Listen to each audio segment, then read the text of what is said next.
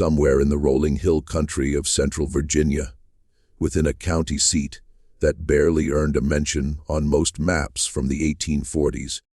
A surveyor by the name of Elias Corder was brought in to verify the boundary lines of a land grant that had been handed down through 4 generations of the same family. The job was meant to be routine, or so everyone assumed. But when Corder removed the framed map from the wall of the old county clerk's office, the one that had been hanging there longer than anyone in town could recall, he came across something that brought him up short. Tucked behind that map, pressed flat and folded into an almost perfect square, was another map, older, drawn in a different hand, covering the same terrain, but showing roads that were never constructed, property lines that didn't correspond with any deed on file, and at its center, a marking that nobody in that office could interpret, a large tract of land, nearly 400 acres, that carried no owner's name, only a symbol, a small, meticulously rendered iron key. Within a week, 3 men who had laid eyes on that second map were dead. Within a month, the map itself had disappeared from the county records, and the land it depicted, that unnamed 400 acres, remained, to this day, beyond the bounds of what most residents of that county were ever willing to discuss openly. Before we proceed with the tale of Elias Corder and the buried map of Greystone County, make sure to subscribe if you haven't yet. Hit the notification bell so you never miss a story like this one, and drop a comment letting us know what state you're watching from tonight. The answer to what that map was concealing required digging into the kind of records that influential men in antebellum Virginia had very compelling reasons to keep hidden. To grasp what Elias Corder stumbled upon, you have to understand what Virginia looked like in the 1840s. Not the Virginia of textbooks, with its sweeping plantations and stately porticos, but the Virginia that lay just beneath that surface, the one constructed on arrangements never meant to be written down, on boundaries drawn in private meetings, rather than courtrooms, on agreements sealed with handshakes between men who trusted silence more than the law.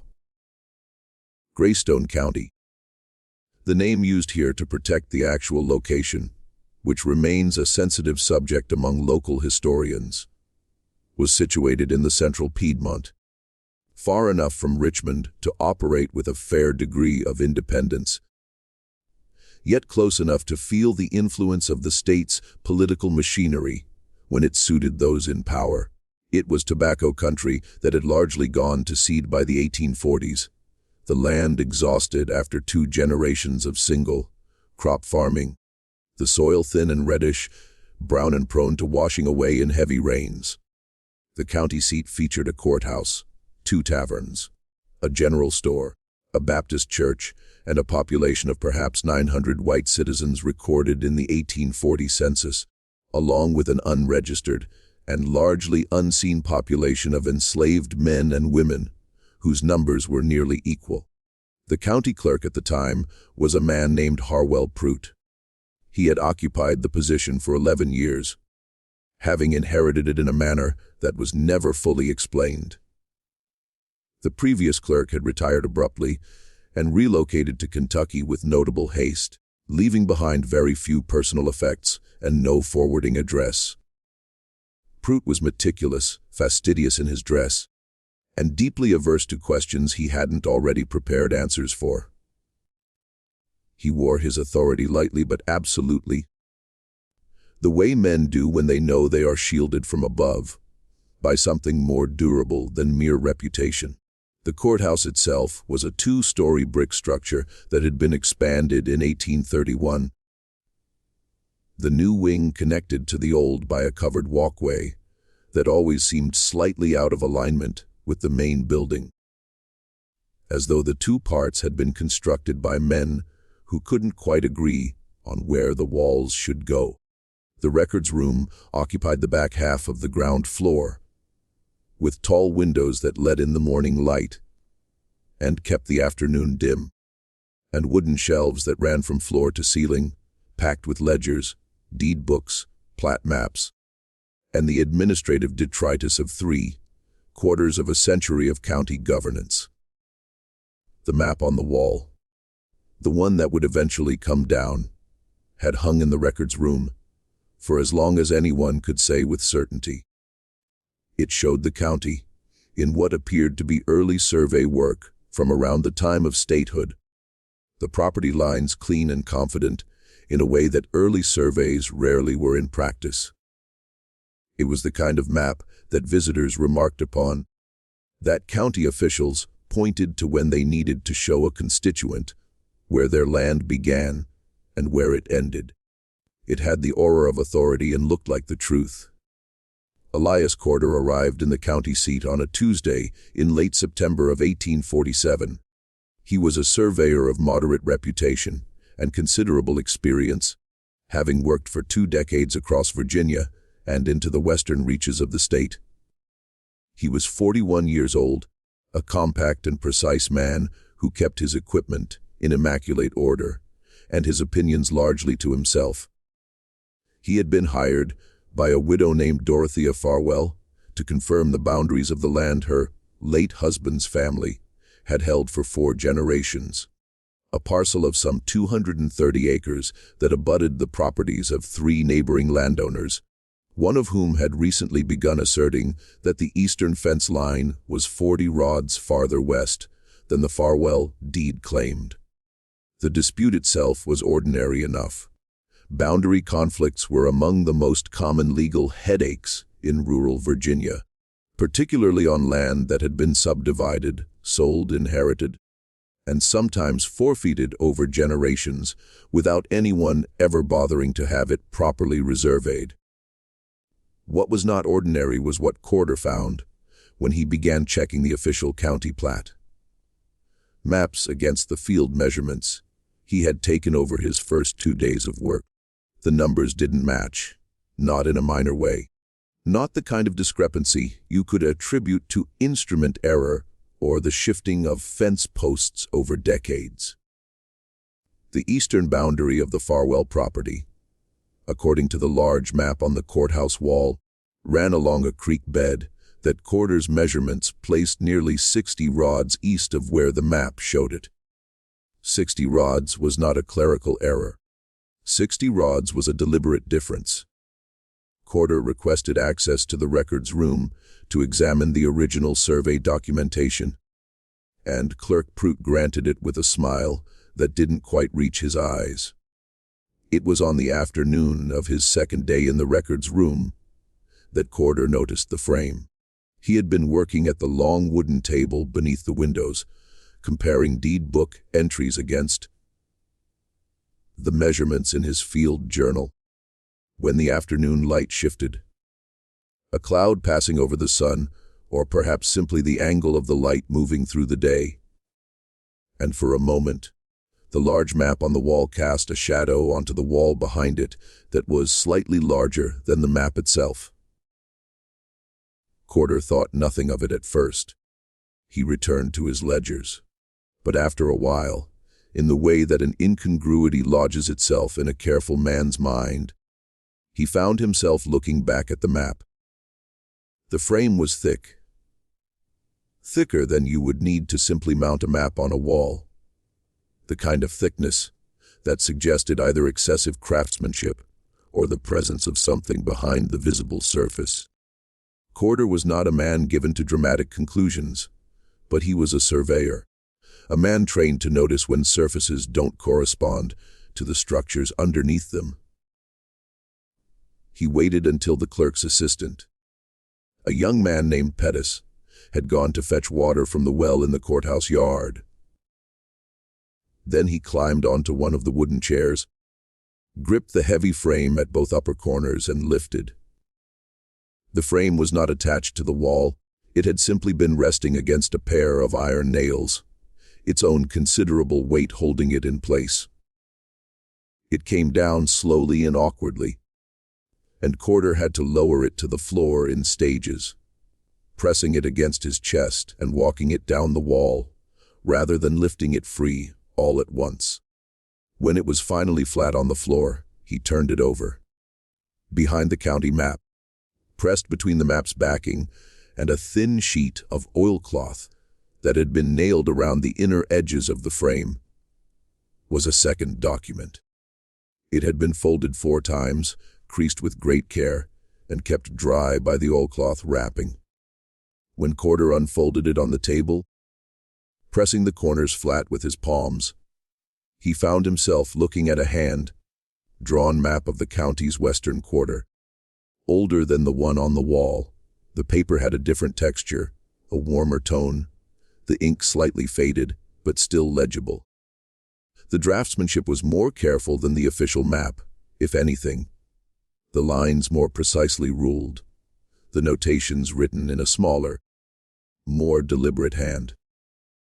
The property lines it showed were different, not dramatically different across most of the territory, but significantly different in one specific area, a large, irregular parcel, in the western reaches of the county, near where the land rose toward the first foothills of the Blue Ridge. According to this hidden map, that parcel comprised approximately 400 acres. It was bounded on 3 sides by named watercourses and on the 4th by a road that the official map did not show. And unlike every other parcel on the hidden map, which bore either an owner's name or a notation indicating crown or state land, this one was blank except for the symbol at its center, the key drawn small and precise, with the careful detail of a man who meant it as a mark of specific significance, not mere decoration. Corder sat at that table for a long time.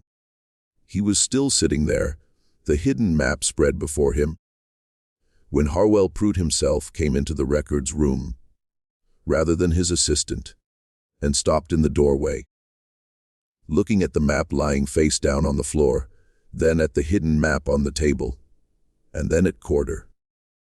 The clerk's face did something complicated, something that moved through surprise and calculation and arrived at a kind of careful stillness.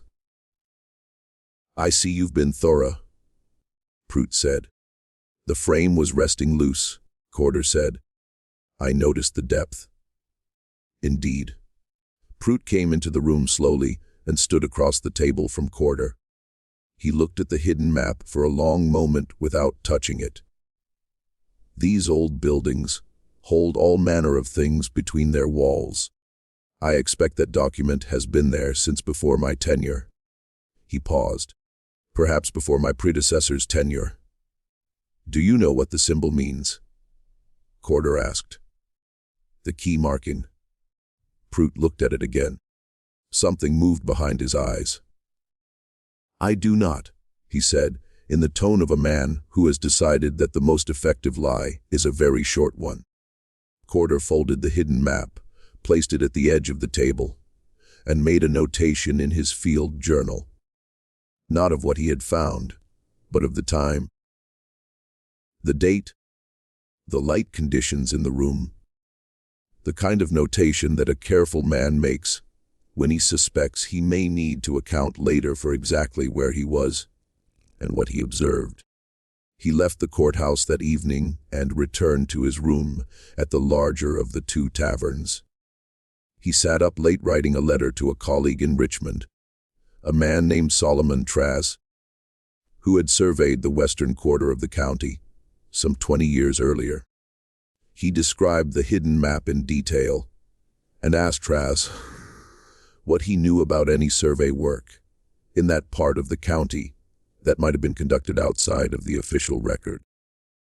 He sealed the letter and arranged for it to be taken to the post road the following morning. He was still asleep when someone entered his room in the night. He heard nothing. He would later tell his daughter, in a letter written from another county in another state, several years after the events in Greystone, that he had woken just before dawn with a strong and unshakable sense that someone had been in his room while he slept. His field journal, which he had placed on the writing table beside his bed, was in a slightly different position. Not dramatically different, just rotated a few degrees. The spine no longer parallel to the table's edge the way it always was when he set it down. The notation he had made in the records room was intact. The letter he had written to Solomon Traz was gone. Not taken violently, simply gone. The place where he had left it beside the journal was now empty. The seal he had pressed onto the wax, leaving a faint impression in the wood of the table, where it had rested. Solomon Traz never received Corder's letter. Whether it was intercepted before it reached the post road, or somewhere along the route, or whether Traz received it and was persuaded, by means that Traz never made explicit, to deny having done so, is a question that the surviving record cannot answer. What is known is that, when Corder attempted to contact Traz again, through a mutual colleague some weeks later, Traz responded only that he had no correspondence from Corder, and no knowledge of any unofficial survey work in Greystone County's western quarter. Traz died in the winter of 1848, 4 months after Corder's visit to the courthouse. The cause of death was listed as a fever that had been going through Richmond that season. He was 63 and had been in reasonably good health. His wife reported to the colleague who inquired that Traz had received a visitor at his home 2 weeks before he fell ill. A man she had not seen before and did not see again, who had come alone and spent nearly 2 hours in Traz's study. Traz had been quiet for several days after that visit, she said. Not his usual quiet, but a different kind, the quiet of a man trying to decide something. The second death was a farmer named Odia Lacey, who worked land in the western quarter of the county adjacent to the area shown on the hidden map. Lacey had been in the records room on a routine matter, some question about a road easement across his property. On the same afternoon that Corder had found the hidden map, he had seen it on the table, though it is not clear how much of it he had read. He died in October of 1847, struck by a wagon on the main road through town in what 3 witnesses described as an accident. The wagon driver was from out of county. He did not stay for the inquest. The third man was Pettis, the clerk's assistant, who had been sent to the well while Corder examined the frame.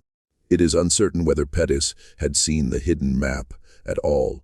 He had not been in the room when Corder pulled it from the frame and had returned to find the clerk and the surveyor in what he later described to a cousin as a very still kind of conversation. Pettis died in late November of 1847 of causes that the county physician, a Dr. Nathaniel Good, certified as consistent with putrid fever. Good had examined him only once, for less than an hour, and had not been called to attend him in any previous illness. Corder completed his survey of the Farwell property, the original reason for his visit, and submitted his findings to Dorothea Farwell and her attorney. His findings confirmed that the eastern boundary ran where the Farwell deed said it ran, and not where the neighboring landowner had claimed. He submitted no official report regarding the hidden map and made no formal inquiry to the county clerk or any other official party. He left Greystone County in early October of 1847 and did not return. But he did not simply let the matter drop. Over the following years, in letters to several trusted colleagues and in a series of private notebooks that his daughter would eventually donate to a historical archive in another state, Corder assembled what he could of the history of the western quarter, the land marked on the hidden map, the 400 acres with the iron key at its center. What he found was a history of deliberate silence, of records that existed in one ledger and not in another, of transactions that had been recorded and then apparently unrecorded, of a piece of land that showed up in no tax roll and no census enumeration and no deed book in the county, and yet which was clearly occupied, or at least managed, based on the testimony of several people who had worked or traveled near it. The land was not empty. It never had been. And the reason it bore no name in any official record had nothing to do with clerical oversight. It had to do with what the land was for. To follow Corder's reconstruction, you have to understand something about how certain kinds of business were conducted in antebellum Virginia. There were operations that benefited enormously from the formal protections of law, property rights, contract enforcement, the power of courts to compel compliance, while at the same time being of a nature that powerful men preferred not to have committed to official documents in any specific or traceable way. The solution in many cases was to build a parallel architecture of record, keeping documents that existed and were binding among those who held them, but which were kept out of the county registers, out of the deed books, out of any repository that might be subject to outside scrutiny. Virginia had a long tradition of exactly this kind of private legal architecture. The colonial period had established patterns of gentlemen's agreement and informal compact that coexisted alongside the formal legal system, not in defiance of it, but woven through it, using the official structures where they were useful and bypassing them where they were inconvenient. By the antebellum period, this tradition had become, in certain circles, a highly refined practice. Families who had been in Virginia for 4 or 5 generations had accumulated not just land and wealth, but institutional knowledge, a deep understanding of how the legal system worked, and more importantly, where its seams were, where you could press and find it gave way, where the clerk would look, and where he wouldn't, where the circuit court judge would ask questions, and where he understood that questions were not expected of him.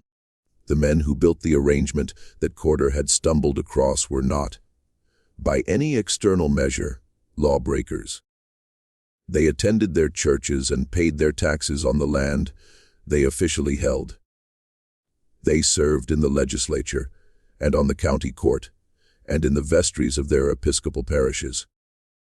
They were the law in many of the ways that mattered, which meant that they understood better than anyone how to use the law's own mechanisms to protect what they needed to protect. The iron key symbol, Corder eventually determined, was not unique to the hidden map in Greystone County. He found references to it, oblique references, never explicit, in correspondence from at least 2 other counties in central Virginia.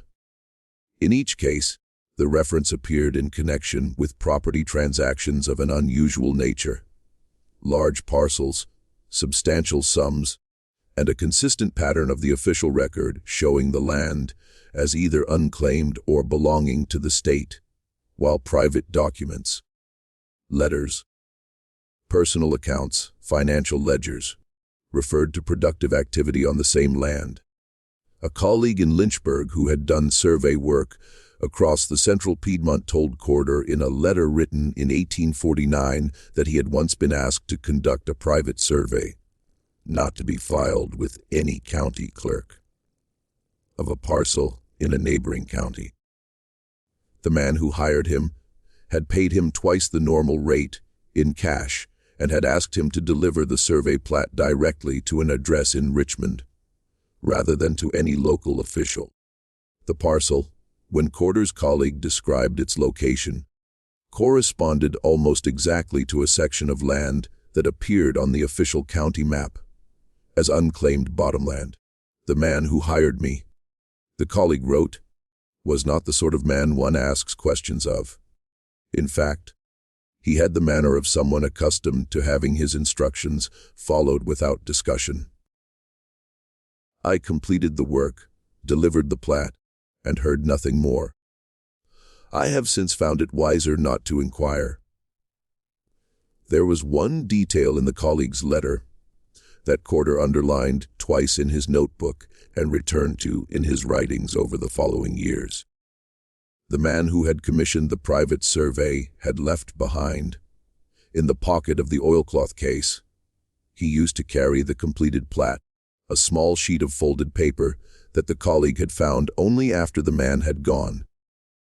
On that paper, in the same careful hand that had appeared on the commission documents, was a list of initials, 7 of them, arranged in a column, and beside each set of initials, a number. The colleague had not known what the initials represented. He had not known what the numbers meant, but he had kept the paper because a careful man keeps things he doesn't understand against the possibility that understanding may one day be useful. He sent the paper to Corder along with his letter. Corder spent the better part of a winter matching those initials to names in the Greystone County deed books and in the records of the state legislature. 6 of the 7 he was able to identify with reasonable confidence. They were the names of men from 5 different central Virginia counties. Prominent men, several of whom held or had recently held public office. The numbers beside each set of initials were, Corder eventually concluded, financial figures, not the total value of any single transaction, but shares, proportional stakes in a larger arrangement whose total value he estimated very roughly at somewhere between $40,000 and $60,000. A substantial sum for the 1840s. Enough to fund a sustained, well-organized operation over many years. Corder spent 2 years building a picture from these fragments. What that picture showed, when it began to come into focus, was not what he had initially suspected. He had assumed in those first weeks, after leaving Greystone County, that the hidden map represented a straightforward land fraud, some scheme by which powerful families had quietly appropriated county land for their own use while keeping it off the tax rolls. That would have been serious enough. But the truth, as Corder came to understand it, was both more complex and far darker. The 400 acres were not primarily a financial arrangement. They were a management arrangement. In Virginia in the 1840s, the movement of enslaved people was one of the most carefully managed aspects of plantation economics. Enslaved men and women could be sold, hired out, transferred, held as collateral, mortgaged, and traded in ways that the law both enabled and, to some degree, constrained.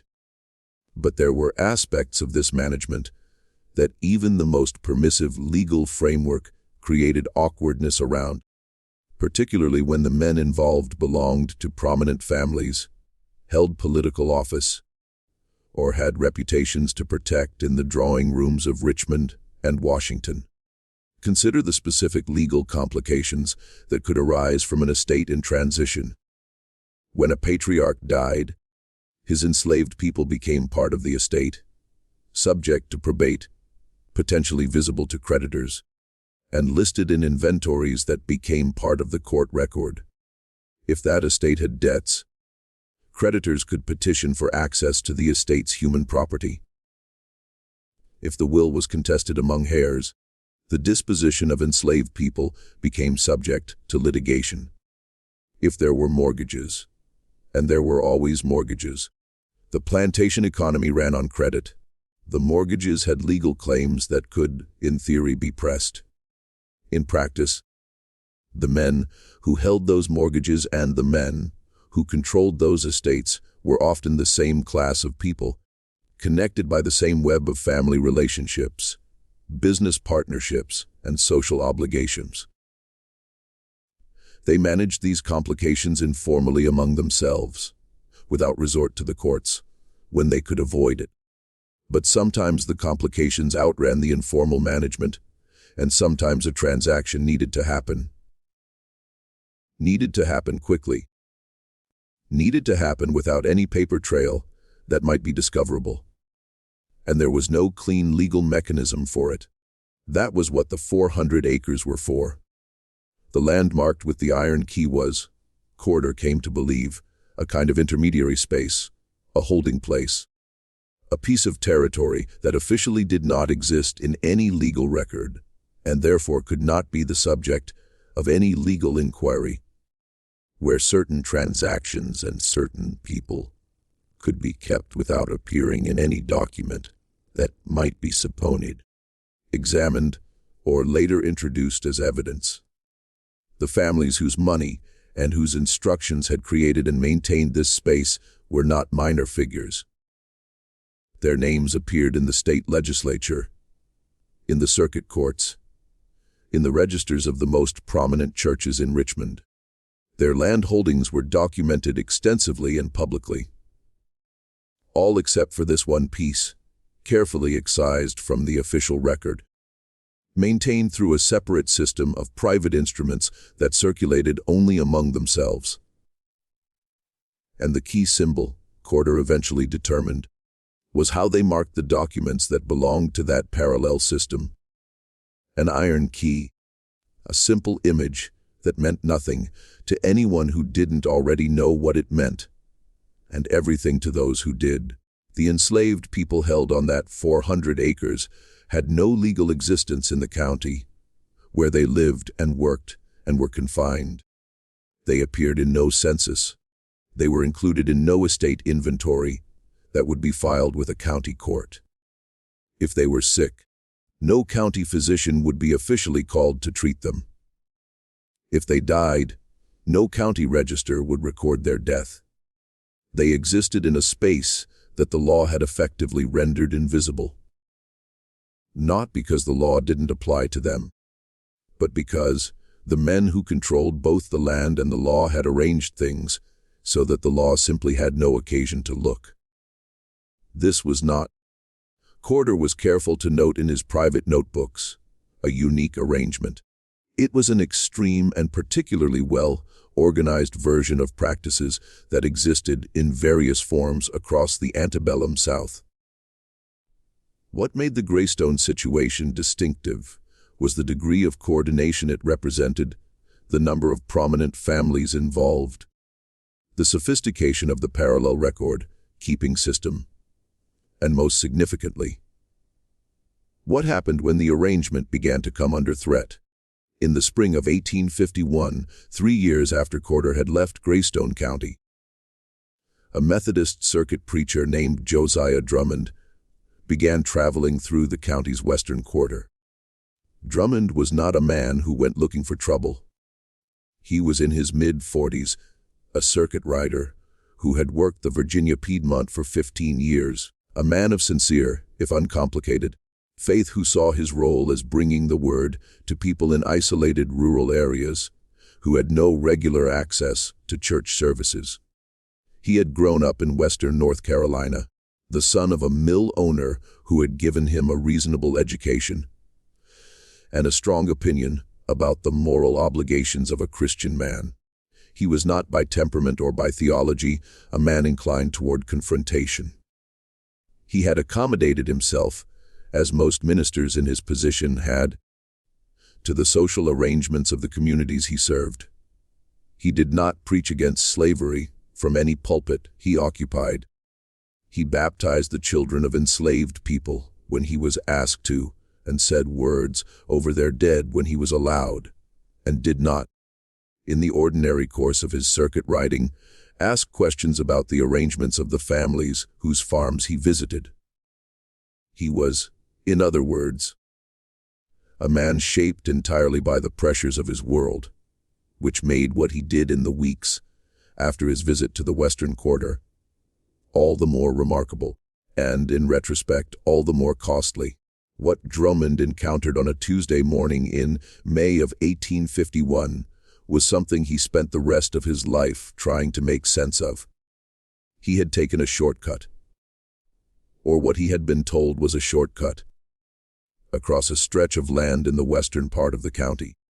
Traveling between two farm communities, he visited on his regular circuit. The path led him through a section of woods that had been partially cleared, and at the edge of the clearing, he came upon a cluster of rough structures, not quite cabins, something smaller and less permanent, and a garden plot and a well, and perhaps 30 people in various states of occupation, some working in the garden, some carrying water, some sitting in the shade of the larger structure, a few children, several older men and women, mostly younger adults. None of them showed any surprise at seeing him, though some of them looked at him with what he would later describe as a kind of exhausted caution, the expression of people who have learned that surprise is a luxury they cannot afford. Drummond dismounted. He introduced himself. He said he was a minister of the Methodist persuasion, and that he was traveling between communities on his circuit. He asked if they had received any ministry recently, which was the standard opening question of a man in his position. No one answered immediately. An older woman who eventually came forward did so with the deliberate pace of someone who had learned to be very careful about who she spoke to and what she said. She was perhaps 60 years old, with a face that held the specific combination of intelligence and wariness that comes from a lifetime of having to read the intentions of strangers very quickly and accurately. She told him they had not had any ministry in some time. She did not say how long. Drummond spoke with her for perhaps half an hour. He later reconstructed the conversation in his journal as carefully as he could, aware that it was the most significant conversation he had ever had, aware also that he had not been prepared for it in any way that mattered. The woman, she did not give her name, a detail that Drummond noted and tried not to draw conclusions from, answered his questions about her congregation's spiritual welfare with great care. She told him they had prayer among themselves, that there were those who knew the scriptures well enough to lead the others, that they managed in the ways people manage when they have only themselves to rely on. She said this without bitterness and without particular emphasis, simply as a statement of fact. When Drummond asked where he was, which seemed to confuse her in a way he didn't immediately understand, she asked him to clarify what he meant, which made him realize that the question of what county or what property this was might genuinely be one she could not answer with certainty. She told him it was Virginia. She told him the land had trees and water, and a road at its far edge that sometimes had people on it. She told him these things as if they were the relevant coordinates of the world, which in her circumstances they were. Drummond gave what service he could, prayer, conversation, what he carried with him in his saddlebag in the way of practical goods, and then continued on his way. He debated with himself for the following several days about what he had seen and what, if anything, his obligations were. He was not an abolitionist. He was not a political man. He was, by his own account, a man who tried to live within the arrangements of his society, while serving his God as best he understood how. But what he had seen nagged at him. Not the existence of enslaved people working land. That was not, to his enormous shame, something that struck him as exceptional. What nagged at him was the absence. No overseer, no clear property owner, no connection to any named estate or family.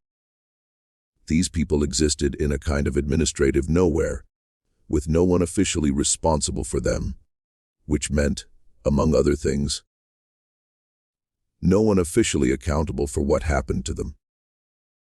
He wrote a letter to the Methodist Conference in Richmond. He described what he had seen without speculating on its legal implications and asked whether the conference had any information about charitable or missionary work being done in that part of the county. He received a polite reply 2 weeks later informing him that no such work was currently being conducted and expressing confidence that the people he described were, no doubt, properly situated on legally held property and receiving appropriate care. He wrote a second letter, this one addressed to a member of the state legislature whose name he knew, a man with a reputation for at least nominal concern for the welfare of enslaved people in the more formal sense of ensuring that they were not subject to conditions that might create social disorder. This letter was returned to him unopened, with a notation on the envelope that the gentleman was traveling and not receiving correspondence. He wrote a third letter to a newspaper in Richmond. This letter was not published.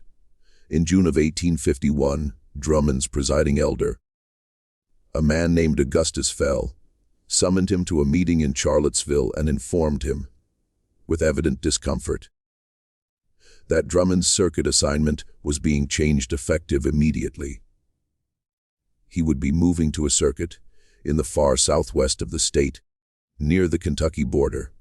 The reassignment had been requested, Fell told him, by several prominent members of the Methodist Conference who had concerns about Drummond's conduct on his current circuit. He was not more specific than that. Drummond went. He was a man who believed in institutional authority, who had spent his life working within structures he had not built and could not by himself dismantle. But before he left, he paid one more visit to the western quarter of Greystone County. The clearing was empty. The rough structures were still standing, but they had been stripped of whatever had been in them. The garden plot had been turned over, the well covered with planks. Whatever had been there was gone. He later wrote in his personal journal, a document that survived in the possession of his family and was eventually donated to a Methodist archive, that the speed with which the clearing had been emptied disturbed him more than anything else he had witnessed. It required foreknowledge, he wrote. Someone knew I had written those letters before any of those letters could have been answered. The only explanation I can conceive is that someone who received one of my communications informed the relevant parties of what I had written, and those parties acted with an efficiency that suggests they had long anticipated the need to do precisely this. He paused in his journal and then wrote, I have no power in this matter. I do not know that any power available to me would be sufficient to the task. I write this so that the fact of what I witnessed will survive, should the day ever come when surviving is enough. This is the part of the story where most people would expect an investigation to begin. A man of the cloth had written letters. He had documented what he saw. He had made his concerns known through official channels, but in Virginia in 1850, the question was never whether someone would investigate. It was who had the power to ensure that no investigation ever took place, and whether that power was sufficient. If this story is getting under your skin, if you're starting to understand why certain kinds of records go missing and why certain men died so quietly, leave us a comment with your theories, and let's keep going together, because the map was still out there, and someone still knew where to find it. The man who connected all of it, the hidden map, the iron key symbol, the parallel record-keeping system, and the clearing in the western quarter, was not Elias Corder, though Corder had come closest. He was a younger man, a lawyer's clerk named Festus Albright, who had grown up in Greystone County, left for Richmond at 18, and returned in 1854 at the age of 28 to settle his deceased mother's estate. Albright's mother had been the widow of a man who worked in the county records office in an unofficial capacity before Prout's tenure, a kind of deputy clerk who handled overflow work during busy periods. She had kept, in a wooden box in her bedroom, a collection of her late husband's papers. Not official documents, but the small debris of a working life: notes, drafts, correspondence, the things a man accumulates when his work involves handling other people's papers day after day. Among those papers, Albright found a letter. It was addressed to his father and dated 1834. 13 years before Corder's visit. It was from a man named Renwick Holloway, and it explained, in language that was careful, but not carefully enough coded, what the iron key symbol meant and why the map behind the frame had been placed there. Holloway was Albright determined after a week of cross, referencing the county deed books, a land agent who had worked for a consortium of families in the 1820s and 1830s. He had been, in essence, the architect of the parallel system, the man who had designed the arrangement by which the 400 acres and several similar parcels in neighboring counties were kept out of the official record, while remaining fully functional as managed properties. The letter to Albright's father was, Holloway explained in it, a kind of insurance policy. He was writing it because he had come to distrust the men he worked for. Specifically, he had come to fear that if the arrangement ever came under scrutiny, if any official inquiry ever reached the point where someone needed to be held accountable, the families would sacrifice him without hesitation. He was not a man of their standing. He had no political protection.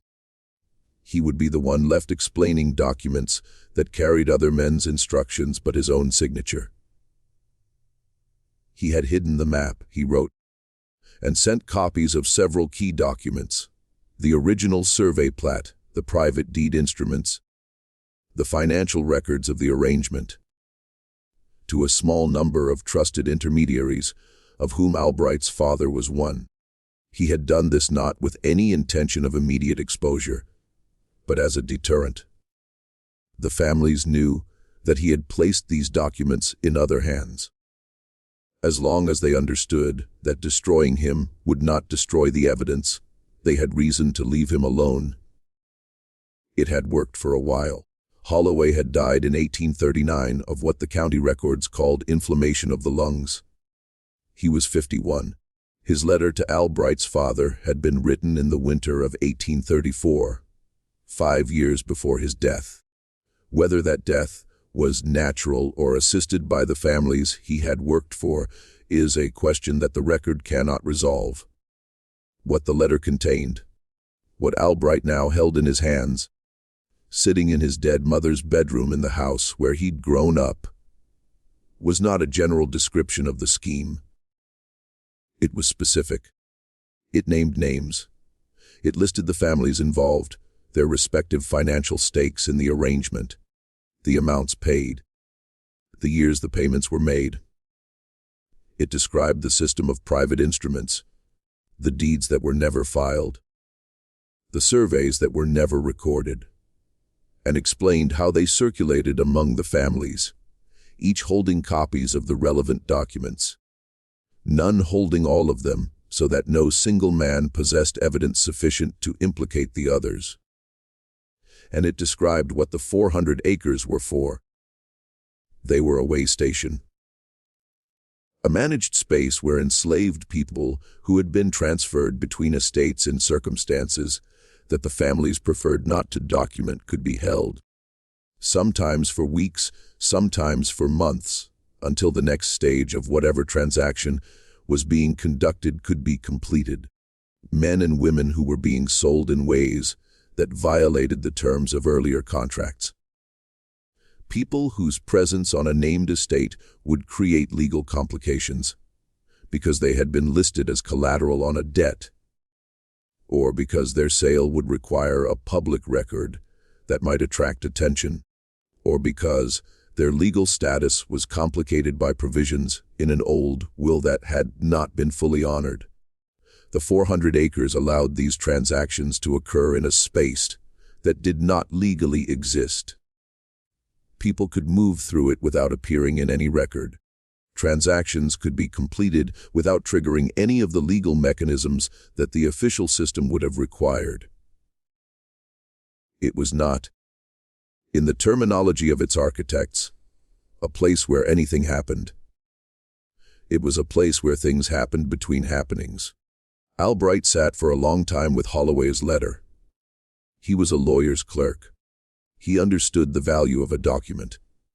He also understood with the particular clarity of a man who had grown up in that county and had come back to it as an adult, what the men named in that letter were capable of, and what the distance was between his own position and theirs. He did not go to the county courthouse. He did not go to the circuit court in the next county. He did not write to the newspaper in Richmond, having presumably heard what had happened to Drummond's letter 3 years earlier. He copied the letter 3 times in his own hand and sent the copies to 3 separate people in 3 separate cities, with instructions that they were not to be opened or acted upon unless Albright himself failed to contact them within 60 days. Then he went to see Harwell Prout. The meeting between Albright and Prout was never directly documented, but its outcome is recoverable from circumstantial evidence. Within 2 weeks of Albright's return to the county, the boundary dispute that had brought him there, his mother's estate, was resolved entirely in his favor without litigation, by a quiet agreement among the affected parties. Within a month, Albright had left the county and returned to Richmond, where he took a position with a law firm that was notable mainly for having no connections to Greystone County or its prominent families. He never wrote publicly about what he had found. He never filed any legal action. He never sent the copies of Holloway's letter to anyone beyond the 3 recipients who held them as insurance.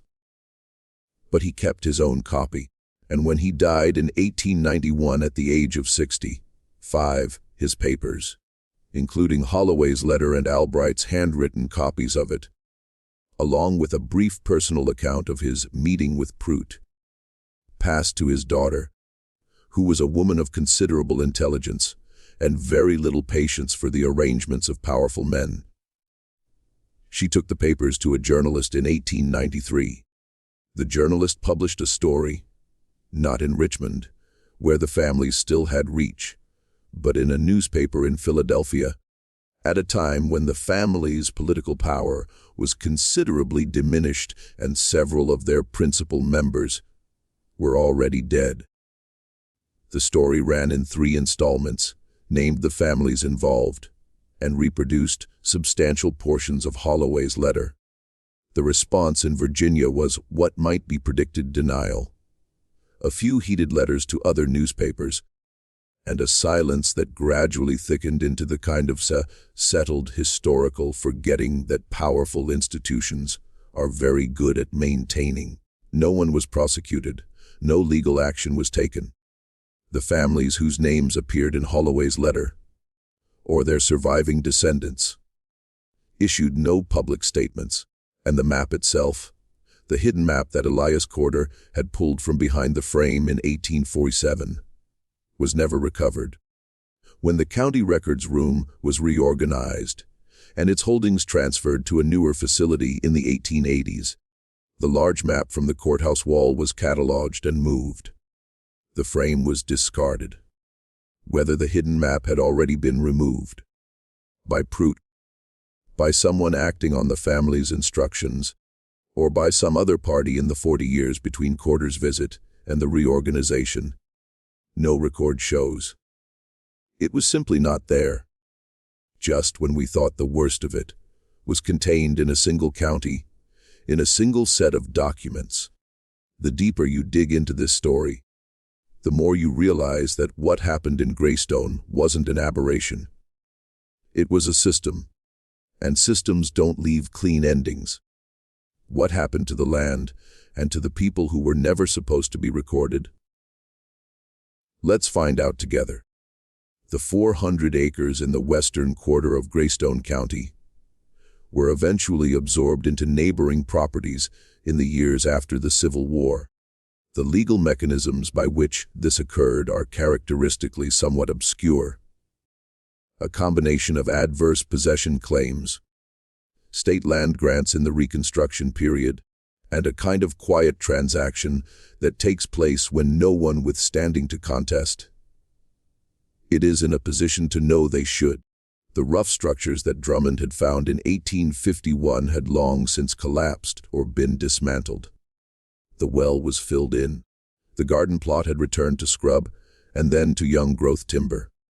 By the 1880s, a man walking that land would have found very little to suggest that it had ever been anything other than overgrown Piedmont forest.